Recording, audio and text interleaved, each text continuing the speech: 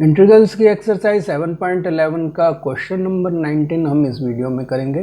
Question इस तरह से है कि show that of 0 to a f x g x d x equal to twice of 0 to a f x d x. तो यानी कि आपको एफ एक्स जी एक्स का 0 टू ए डेफिनेट इंटीग्रल करना है और उसको ट्वाइस ऑफ एफ एक्स के इंटीग्रेशन के इक्वल करना है। तो यहाँ पे एफ और जी डिफाइंड है कि एफ एक्स जो है वो एफ ए माइनस एक्स है और साथ ही साथ जी x plus ji a minus x 4 के इक्वल है। तो यहाँ हमारे को जो कंडीशन दी हुई है 0 to a f x g x d x, इसको हम आई के इक्वल मान लेते हैं। तो यहाँ हमने इसको जैसे माना, फिर उसके बाद हम क्या करेंगे कि इसमें वो फार्मूला अप्लाई करेंगे, वो प्रॉपर्टी अप्लाई करेंगे जिसमें 0 to a f x d x जो होता है वो 0 to a f a minus x लिखा जा सकता है। तो इस इक्वेशन 1 में हम इसको अप्लाई करेंगे एफ एक्स में भी और जी एक्स में भी। तो ये यहाँ पर हमने लिखा 0 टू ए और ये हो गया एफ एक्स की जगह पर एफ ए माइनस एक्स और जी एक्स की जगह पर भी आ गया जी ए माइनस एक्स। तो ये D x as it is आ गया।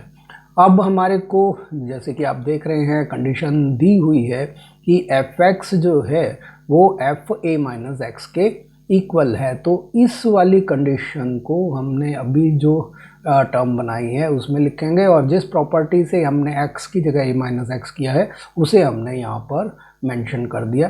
तो अब F a minus x given के हिसाब से एफ एक्स के इक्वल है, तो इसको यहाँ पर एफ एक्स लिख देंगे और g a minus x as it is रह जाएगा क्योंकि उसके लिए कुछ ऐसा दिया हुआ नहीं है। तो ये हो गया हमारा फंक्शन अब नया बन गया F x ji a minus x, इसका हमारे को इंटीग्रेशन करना है। तो इसको हम जो है इक्वेशन 2 बोल देंगे। तो ये हमारे पास आ गया। तो अब हमने क्या करना है कि इक्वेशन 1 और 2 को ऐड कर देते हैं।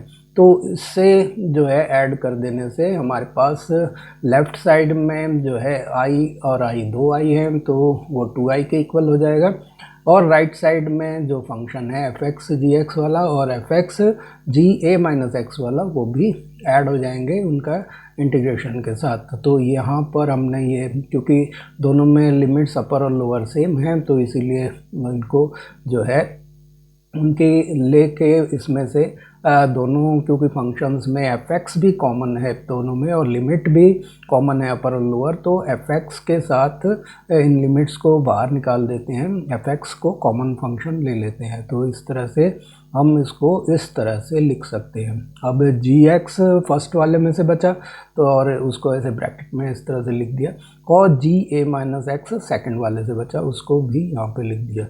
तो ये हमारा इस फॉर्म में आ गया। अब जैसा कि हम देख रहे हैं हमारे को यहाँ दिया हुआ है जी एक्स प्लस में जी ए माइनस एक्स जो है वो 4 के इक्वल होता है। तो ये जो हमारे पास है पूरा, इसकी जगह हम 4 लिख सकते हैं।